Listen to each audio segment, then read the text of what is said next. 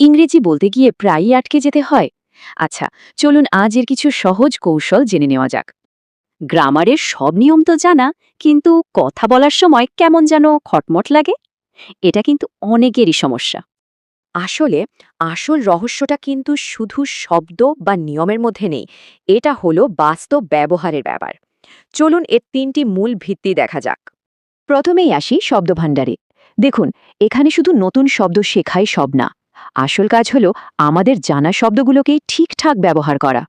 প্রথমে বুঝতে হবে অ্যাক্টিভ আর প্যাসিভ ভোক্যাবুলারি পার্থক্যটা, মানে কোন শব্দগুলো আমরা ব্যবহার করি আর কোনগুলো শুধু চিনি। এই প্যাসিভ শব্দগুলোকে অ্যাক্টিভ করতে কিন্তু খুব বেশি কিছু লাগে না। শুধু নিয়মিত কিছু ছোট ছোট পদক্ষেপ নিলেই পরিবর্তনটা চোখে পড়বে।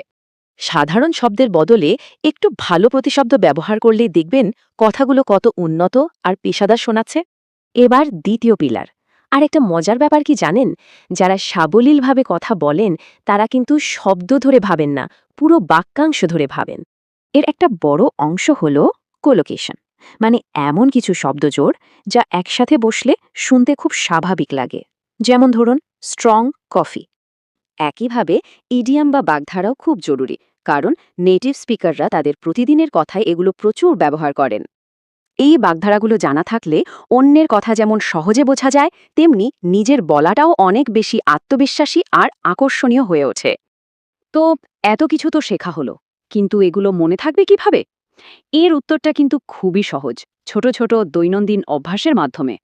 ব্যাপারটি এমন নয় যে ঘন্টার পর ঘন্টা পড়তে হবে, বরং প্রতিদিন করা যায় এমন ছোট ছোট কাজ থেকেই কিন্তু বড় ফল পাওয়া যায়।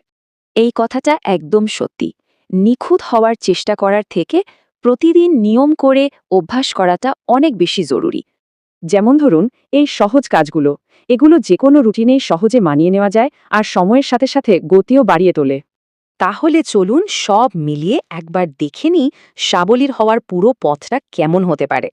মূলত এই তিনটি দিকে মনোযোগ দিলেই যে কোনো শিক্ষার্থী তার সাবলীলতাকে একদম অন্য একটা স্তরে নিয়ে যেতে পারবে।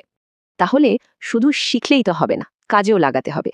তো কোন ছোট্ট অভ্যাসটা দিয়ে আজকের এই যাত্রা শুরু করা যায়?